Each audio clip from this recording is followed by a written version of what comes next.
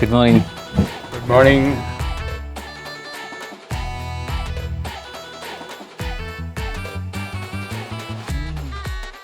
ಅಣ್ಣ, ಮನೇಲೆ cooling glass ಹಾಕೊಂಡಿದ್ಯಲ್ಲ, ಇದೇನು ಹೊಸ ಫ್ಯಾಷನಾ? ಅದು ಆಚೆ ಹೋಗೋದಿತ್ತು, ಹೊರಗಡೆ ತುಂಬ ಬಿಸಿಲಿದೆ ಅಲ್ವಾ, ಸ್ವಲ್ಪ ಕಣ್ಣಿಗೆ ಪ್ರೊಟೆಕ್ಷನ್ ಇರಲಿ ಅಂತ ಸನ್ ಗ್ಲಾಸ್ ಹಾಕಿದ್ದೀನಿ ಅಷ್ಟೇ. ಅಲ್ಲಪ್ಪ, ನಮ್ಮ ಮನೆಯಲ್ಲಿ ಬಿಸಿಲು ಎಲ್ಲಿಂದ ಬಂತು? ನೋಡು, ತಿಂಡಿ ತಿನ್ಬೇಕಾದ್ರೆ ಕೂಲಿಂಗ್ ಗ್ಲಾಸ್ ತೆಗೆದಿಟ್ಟು ತಿನ್ನು. ಪರವಾಗಿಲ್ಲಪ್ಪ, ಇನ್ನೇನು ತಿಂಡಿ ತಿಂದು ಆಚೆ ಹೊರಡೋದೆ ಅಲ್ವಾ. ಶರತ್, ಯಾವತ್ತೂ ಅನ್ನಕ್ಕೆ ಗೌರವ ಕೊಡ್ಬೇಕು ಕಣೋ. ಟೋಪಿ ಹಾಕೊಂಡು ತಿನ್ನೋದು, ಚಪ್ಪಲಿ ಹಾಕೊಂಡು ತಿನ್ನೋದು, ಕೂಲಿಂಗ್ ಗ್ಲಾಸ್ ಹಾಕೊಂಡು ತಿನ್ನೋದು, ಹೀಗೆಲ್ಲ ಮಾಡಿದರೆ ಅನ್ನಕ್ಕೆ ಅವಮಾನ ಮಾಡೋದು. ಹಾಗೆ ಅನ್ನನ ಬ್ರಹ್ಮ ಸ್ವರೂಪ ಅಂತ ಹೇಳ್ತಾರೆ.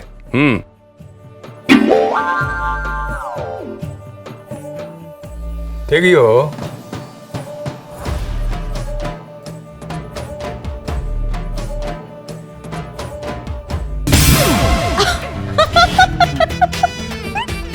ಶರತ್ತು, ನಿಂಗೆ ತಿರ್ಗಪ್ಪ.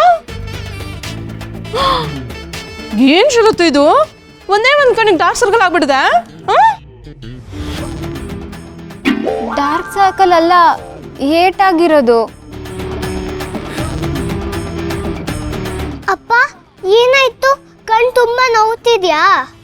ಕಂದ, ಇಲ್ಲ ಇಲ್ಲ, ನೋವೇನಿಲ್ಲ ಕಂದ. ಅಂದ ಹಾಗೆ ಶರತ್ ಅವರೇ, ಯಾರ ಕೈಲಿ ಪ್ರಸಾದ ತಿಂದೆ?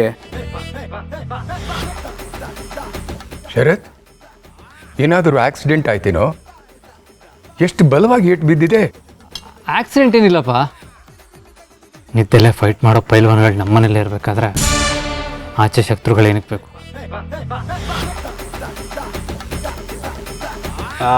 ಕಳ್ಳ, ಏನಿಲ್ಲ ಅಂತ ಸುಳ್ಳು ಹೇಳ್ತಿದ್ಯಲ್ಲೋ ಶರತ.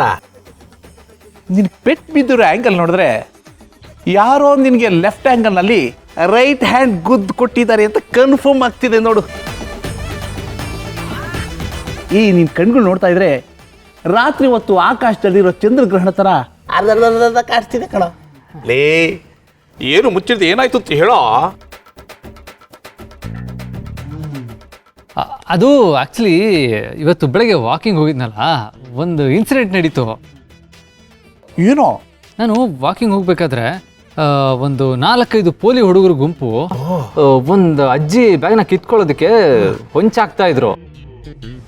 ನಾವು ಗೊತ್ತಲ್ಲ, ಶರತ್ ಫುಲ್ಲು ಕೋಪ ಬಂದ್ಬಿಡ್ತು. ಅಲ್ವಾ ಮತ್ತೆ?